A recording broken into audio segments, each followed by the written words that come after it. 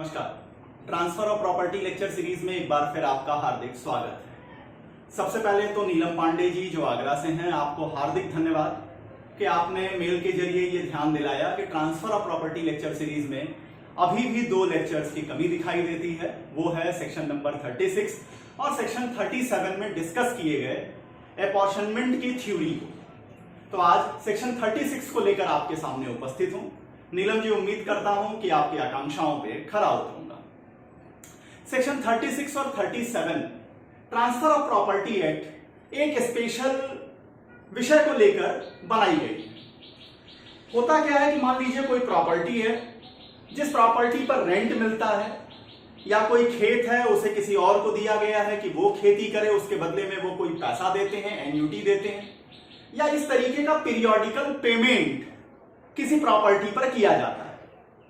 और जिस प्रॉपर्टी के ऊपर ये रेंट एक्रू हो रहा है, ये एन्युटी मिल रही है, ये पीरियोडिकल पेमेंट मिल रहा है, उस प्रॉपर्टी का अगर ट्रांसफर कर दिया जाए तो इस रेंट का, इस एन्युटी का, इस पीरियोडिकल पेमेंट का डिस्ट्रीब्यूशन, इसका डिवीजन कैसे किया जाएगा, इस डिवीजन की पॉलिसी को समझाने के लिए जिस कॉन्सेप्ट का इस्तेमाल किया गया है उसे कहते हैं प्रिंसिपल ऑफ अपॉर्शनमेंट। अपॉर्शन का मतलब होता है डिवाइड, और यह डिवीजन 2 तरह से होता है। पहला जो डिवीजन होता है वो होता है division by the virtue of time, समय के हिसाब पे डिवीजन, जिसे धारा 36 में बताई गई है। इसे सेक्शन 36 में डिस्कस किया गया है।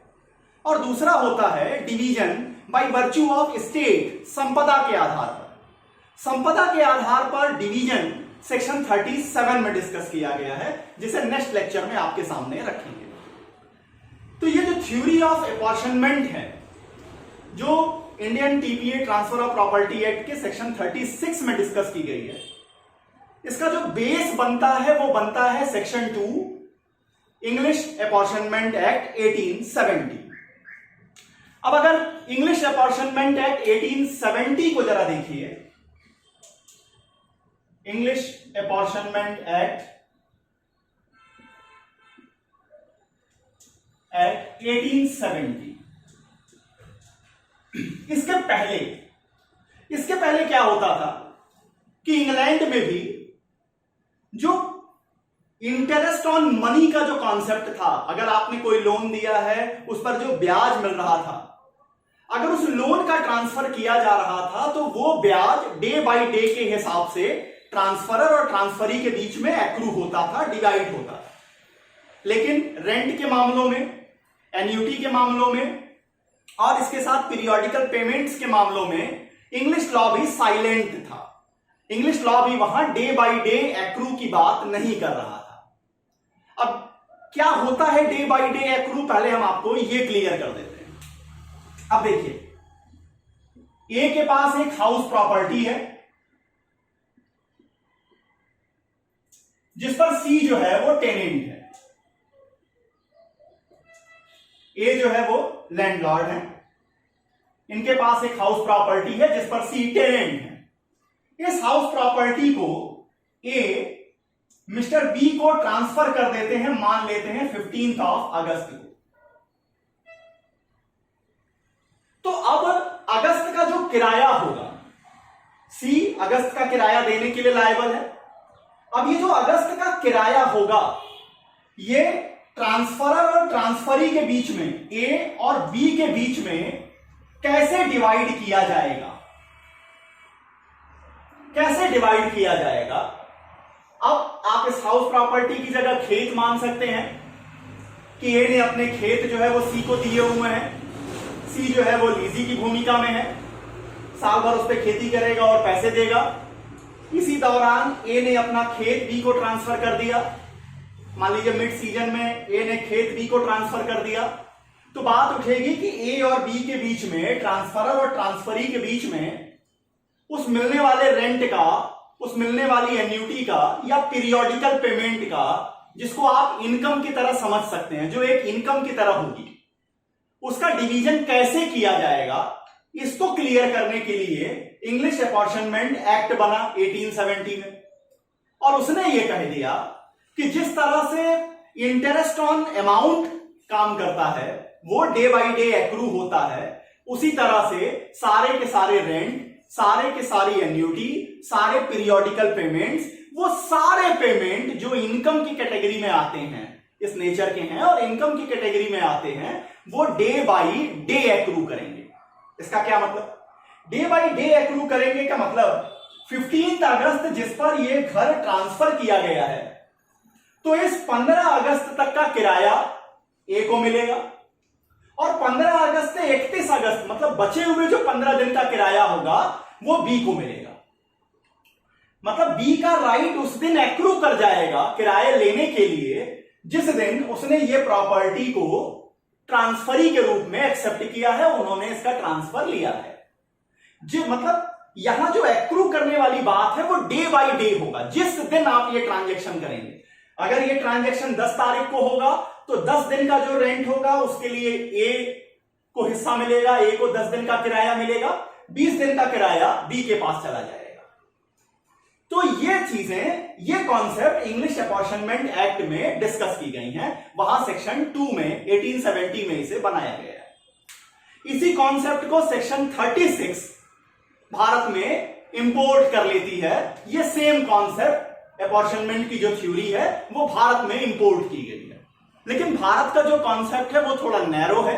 क्या डिफरेंसेस हैं, कैसे ये एक्रू होता है, इन सारी बातों को आपके सामने स्पष्ट करते हैं। अब उठाते हैं कि आखिर सेक्शन 36 क्या कहता है।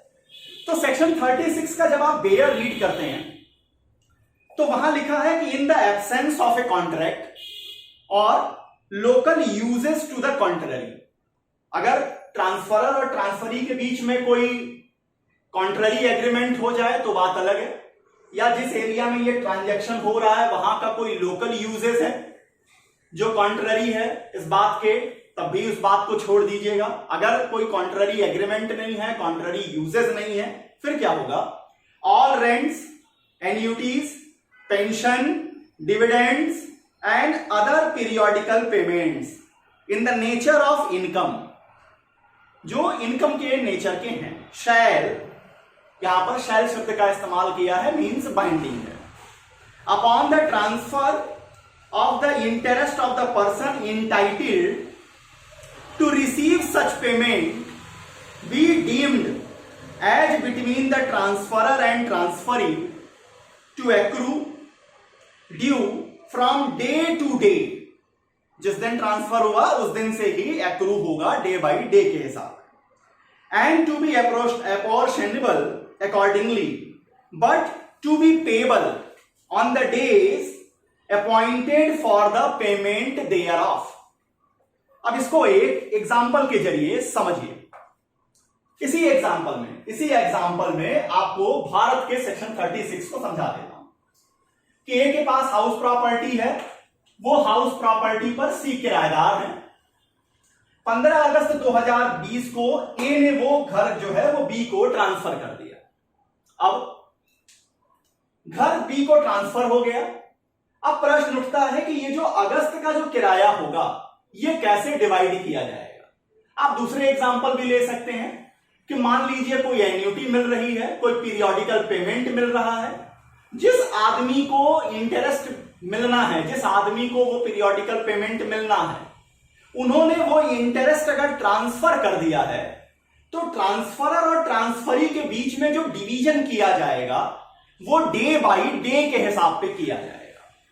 मतलब यहां पर ट्रांसफर 15 अगस्त को हुआ है तो 15 दिन का राइट बनेगा ए के फेवर में, और जो बचे हुए 15 दिन के होंगे महीने के वो चले जाएंगे बी के फेवर में, क्योंकि बी ने उसको एज ए ट्रांसफरी उसका ट्रांसफर लिया। लेकिन क्या सी क्या अपने समय से पहले पेमेंट करने के लिए बाउंड होगा? तो सेक्शन 36 कहता है कि नहीं। सी अगर इस महीने का किराया हर महीने की 5 तारीख को देता है तो सी वो किराया 5 तारीख को ही देगा। कैसे देगा? 15 दिन का किराया ए को मिलेगा और 15 दिन का किराया बी को मिलेगा।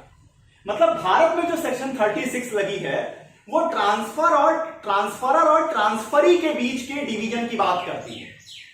इसमें वो आदमी जिसको जो कि एन्युटी देने वाला है, जो पीरियोडिकल पेमेंट करने वाला है, उसके रिश्ते बिल्कुल नहीं बदलते, उसको किसी तरह की परेशानी नहीं आती। तो सेक्शन 36 को अगर आप एग्जाम्पल्स के जरिए सीधा सीधा आसान भाषा में समझना चाहें तो कोई भी इनकम की कैटेगरी में आने वाला पेमेंट, चाहे वो पीरियोडिकल पेमेंट हो, एन्युटी के रूप में हो, किसी जमीन का, किसी लैंड का, किसी हाउस प्रॉपर्टी का किराया हो, एन्युटी हो, अगर उसमें इंटरेस्ट जिसके कारण वो रेंट मिल रहा है, वो एन्युटी मिल रही है, अगर उस इंटरेस्ट का ट्रांसफर किया गया है तो जिस दिन ट्रांसफर किया जाएगा वहां से ट्रांसफरी का इंटरेस्ट खड़ा हो जाएगा, उसको भी वो किराया एक्रू होने लगेगा। लेकिन जिसे वो पेमेंट करना है वो अपने तय समय पर ही पेमेंट करेगा, उसको समय से पहले पेमेंट करने की बाध्यता नहीं दी गई। अब देखते हैं कि आखिर इंग्लिश लॉ और इंडियन लॉ में क्या डिफरेंसेस है। तो इंग्लिश लॉ जो है अपॉर्शनमेंट का है और जो इंडियन लॉ है सेक्शन 36 में, इसमें दो डिफरेंसेस बताए गए हैं। पहला डिफरेंस अगर आप देखें, जो पहला डिफरेंस है वो कहता है कि इंग्लिश लॉ का कॉन्सेप्ट वाइडर है। अगर दूसरी भाषा में कहें तो इंडियन लॉ नैरो है। क्यों ये कह रहे हैं कि नैरो है?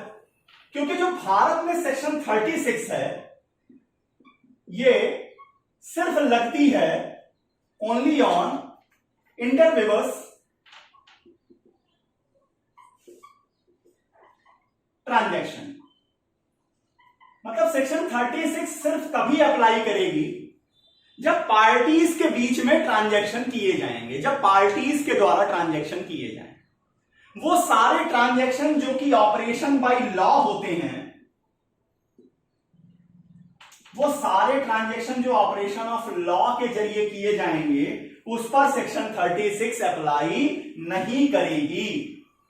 इंग्लैंड में क्या है? इंग्लैंड में इक्विटी के कारण, जस्ट गुड कॉन्सेंस के कारण, उन थ्योरीज को मानते हुए इंग्लैंड ये कहता है कि वहां पर जो अपॉर्शनमेंट की थ्योरी है वो इंटरवेवर्स पार्टीज के बीच में जो ट्रांजैक्शन किए जाएं उन पर तो लागू होगी ही, ऑपरेशन ऑफ लॉ के जरिए भी जो ट्रांजैक्शन किए जाएंगे दोनों में ही अपॉर्शनमेंट का कॉन्सेप्ट लागू होगा। भारत में ऐसा नहीं है। भारत में अपॉर्शनमेंट का कॉन्सेप्ट सिर्फ और सिर्फ पक्षकारों के द्वारा किए गए ट्रांजैक्शन पर ही लागू होंगे। अब आते हैं दूसरे अंतर पर कि भारत और इंग्लैंड के अपॉर्शनमेंट के कॉन्सेप्ट में क्या अंतर है। तो जो दूसरा अंतर है वो अंतर है रिलेशन को लेकर के। क्या? देखिए, सेकंड जो डिफरेंस है, जो इंडियन लॉ है ये रेगुलेट करता है किसको? ट्रांसफरर और ट्रांसफरी को। इनके बीच में वो डिवीजन की बात करता है, इनको समझाता है कि किस दिन किराया, किस दिन एन्युटी, किस दिन वो पीरियोडिकल पेमेंट एक्रू करेंगे। लेकिन सेक्शन 36 का कोई भी इफेक्ट वो third party who is liable to pay इसको कोई इफेक्ट नहीं डालता, इसके साथ रिलेशन बिल्कुल चेंज नहीं करता। क्या मतलब? इसका मतलब कि अगर मान लीजिए महीने की 10 तारीख को ट्रांसफर हुआ है तो 10 दिन का किराया ट्रांसफरी के पास, 10 दिन के हिसाब से एन्युटी ट्रांसफरी के पास, और बाकी बचे के लिए 20 डेज का जो किराया होगा वो ट्रांसफरी के पास जाएगा। ये सेक्शन 36 ने कह दिया। लेकिन अगर ये थर्ड पार्टी मान लीजिए 10th ऑफ द मंथ को पे करती है, हर महीने की 10 तारीख को पेमेंट करती है, तो ये अपना पेमेंट 10 तारीख को ही करेंगे।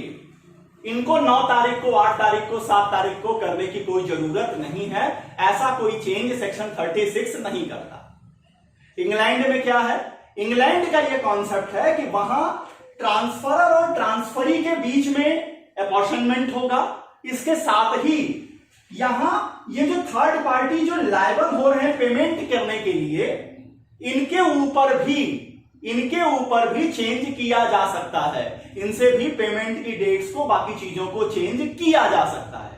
तो भारत का जो कॉन्सेप्ट है अपॉर्शनमेंट का, वो थोड़ा नैरो है इंग्लिश लॉ ऑफ अपॉर्शनमेंट से। अब इसमें दो केसेस देख लेते हैं। पहली केस है गोविंदराव वर्सेस भागीरथी। गोविंदराव वर्सेस भागीरथी के केस में प्रश्न यह उठा था, गोविंदराव वर्सेस भागीरथी। यहां प्रश्न यह उठा कि क्या section 36, whether section 36 will apply on execution sales.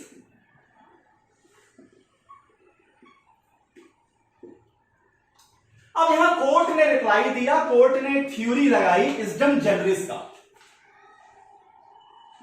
Court ने कहा कि जब आप इस्डम जनरिस के कॉन्सेप्ट को लागू करेंगे, एक जैसे चीजों के निर्वचन को जब आप लागू करेंगे, तो उन्होंने, कोर्ट ने यह एस्टैब्लिश किया कि section 36 will apply on execution sales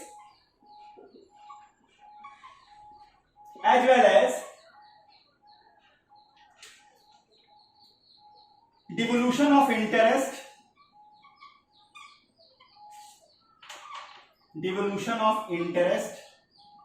by inheritance or by succession, इस पर भी लागू कर दिया। किसमें? गोविंदराव वर्सेस भागीरथी के केस में। एक और इंपॉर्टेंट केस यहां आती है जिसका नाम है शुभराजू वर्सेस सीथारा मराजू।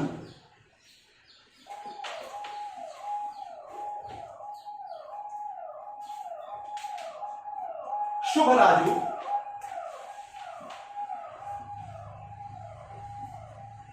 वर्सेस सीथारा मराजू। इस केस के फैक्ट बड़े इंपॉर्टेंट हैं। एक मॉर्गेज प्रॉपर्टी है, ये मॉर्गेज प्रॉपर्टी है, इसका ऑक्शन सेल किया जाता है। ऑक्शन सेल होता है नवंबर 1922 में, और ये ऑक्शन सेल बी ने परचेस किया।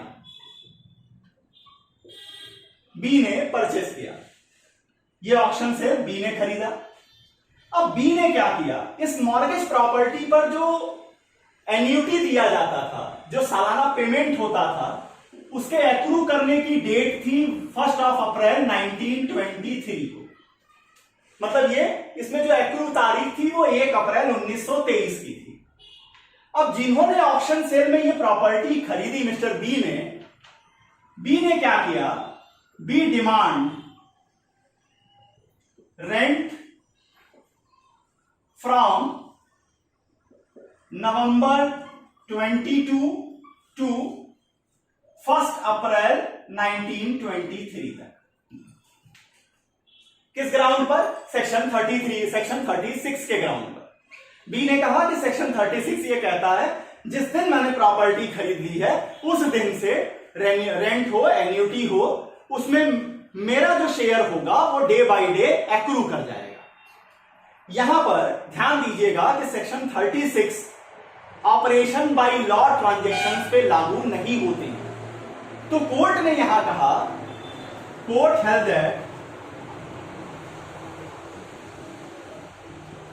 दैट सेक्शन 36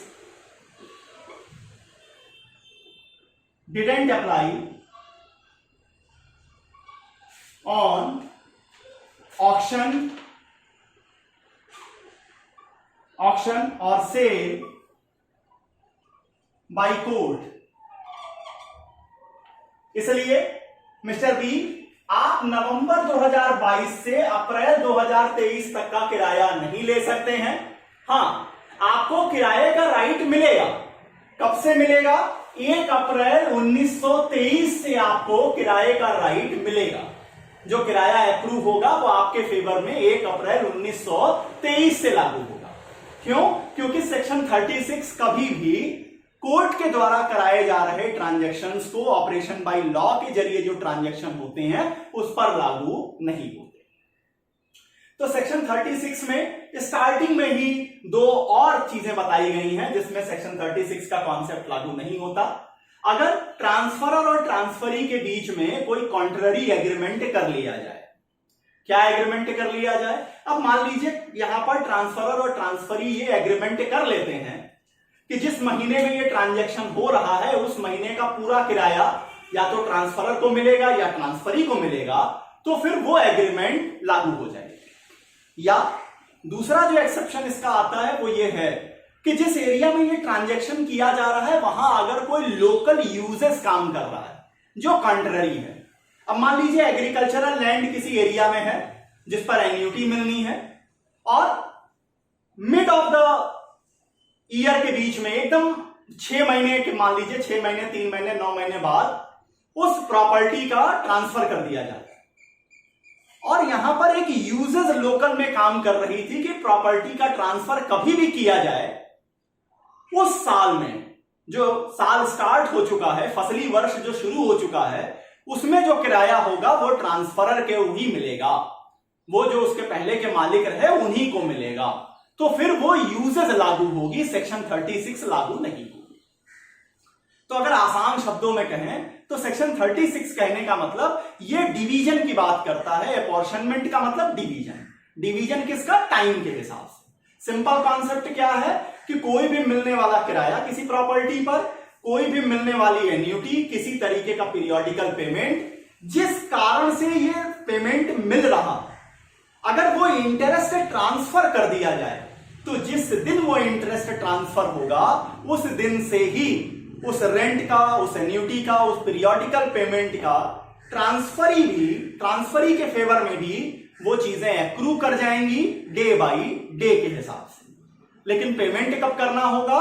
पेमेंट तभी होगा जो पेमेंट करने के लिए तय तारीख पहले से फिक्स की गई। इतनी बातें सेक्शन 36 में मैंने आपके सामने रखी। नेक्स्ट जो लेक्चर आपके सामने लेके आऊंगा वो होगा सेक्शन 37 जो इसी सेम डॉक्ट्रिन को, डॉक्ट्रिन ऑफ अपॉर्शनमेंट को स्टेट के हिसाब पे, संपदा के हिसाब पे, प्रॉपर्टी के हिसाब पे डिवीजन की बात करता है। अगर आपको YouTube पे मेरे लेक्चर्स पसंद आ रहे हैं तो इसे लाइक करें और इसे अपने मित्रों के साथ, वे लोग जो कि लॉ की दुनिया से जुड़े हैं या लॉ को आसान भाषा में समझना चाहते हैं, उनके साथ शेयर जरूर करें। कमेंट सेक्शन में आपके कमेंट्स का इंतजार रहेगा। अगले लेक्चर तक के लिए आपको बहुत बहुत धन्यवाद। नमस्कार।